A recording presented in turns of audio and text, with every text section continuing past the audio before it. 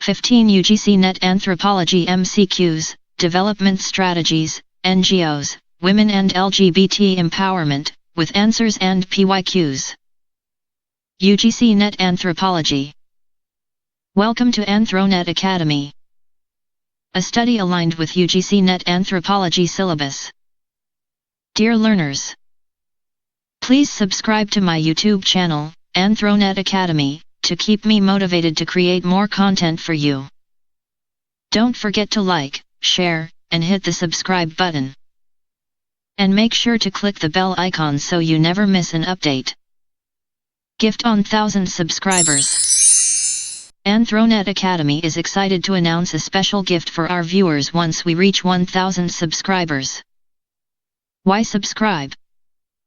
We're bringing you the latest current affairs in anthropology, curated specifically for competitive exams.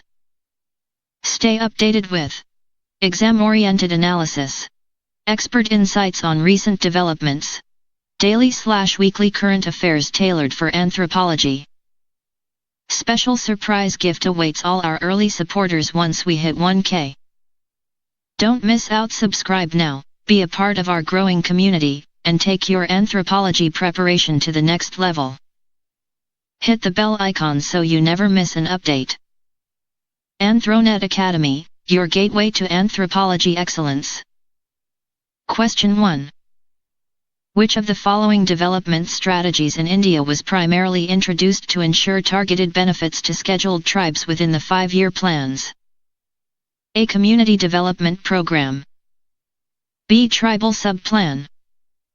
C. Integrated Rural Development Program. D. Backward Regions Grant Fund. Answer: B. Tribal Sub-Plan. Explanation. The Tribal Sub-Plan, TSP, strategy was introduced during the 5th Five-Year Plan, 1974-79, to ensure proportional allocation of plan funds for scheduled tribes in areas where their population was significant. Question 2. Who among the following anthropologists strongly advocated action anthropology and applied research in development programs? A. Margaret Mead. B. Sol Tax. C. Julian Stewart. D. Bronislaw Malinowski. Answer: B. Sol Tax. Explanation.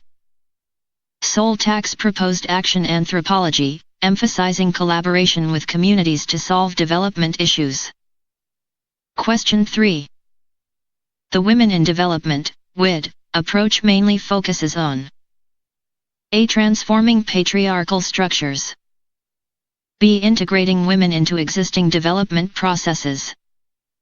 C. Replacing development models. D. Cultural relativism in gender. Answer: B. Integrating women into existing development processes. Explanation. The Women in Development framework emerged in the 1970s emphasizing women's participation in economic development, but it was criticized for ignoring structural inequalities. Question 4. Which approach critiques WID for ignoring power relations and gender structures? A. Women and Development, WAD. B. Gender and Development, GAD. C. Basic Needs Approach. D. Structural Functionalism. Answer: B. Gender and Development, GAD. Explanation. The Gender and Development approach analyses gender relations, patriarchy, and power structures, moving beyond integration to transformation. Question 5. Which of the following programs was specifically designed to provide self-employment opportunities for rural poor women in India? A. DGRA. B. SGSY. C. TRISM. D. IRDP. Answer: A. DGRA. Explanation. The Development of Women and Children in Rural Areas Program, 1982, aimed to promote income-generating activities for rural women through self-help groups. Question 6. Which anthropological approach is most commonly used by NGOs to design participatory rural development programs? A. Cultural ecology. B. Participatory rural appraisal. C. Structuralism. D. Diffusionism. Answer: B. Participatory rural appraisal. Explanation. Participatory rural appraisal involves communities in planning, analysis, and decision-making, widely used by NGOs in development projects. Question 7. Which of the following is not a function of NGOs in development? A. Advocacy and policy influence. B. Grassroots mobilization. C. Military administration. D. Service delivery. Answer: C. Military administration. Explanation. NGOs focus on community mobilization, service delivery, advocacy, and capacity building, but military administration is a state function. Question 8. Which concept refers to development-induced displacement due to large projects like dams and mines? A. Cultural diffusion. B. Development-induced displacement. C. Social stratification. D. Demographic transition. Answer: B. Development-induced displacement. Explanation. Development-induced displacement occurs when populations are forced to move due to infrastructure or industrial projects. Question 9.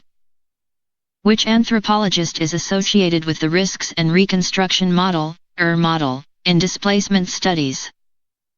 A. Michael Cernia. B. Clifford Geertz. C. Frederick Barth. D. Marvin Harris. Answer: A. Michael Cernia. Explanation.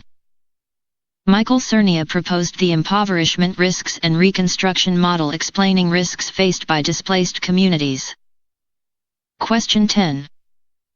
Which constitutional amendment significantly strengthened women's political empowerment in local governance in India? A. 42nd Amendment. B. 73rd Amendment. C. 44th Amendment. D. 86th Amendment. Answer: B. 73rd Amendment.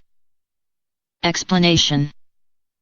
The 73rd Constitutional Amendment Act introduced Panchayati Raj institutions and reserved 1/3 seats for women. Question 11. Which movement is widely recognized as a grassroots women's environmental movement in India? A. Tabhaga movement. B. Chipko movement. C. Naxalite movement. D. Indigo revolt. Answer: B. Chipko movement. Explanation. The Chipko movement involved rural women protecting forests by hugging trees. Question 12. Which term refers to the recognition of multiple forms of discrimination faced by marginalized groups such as women belonging to lower castes or LGBT individuals? A. Structuralism. B. Intersectionality. C. Cultural materialism. D. Ethnocentrism. Answer: B. Intersectionality. Explanation.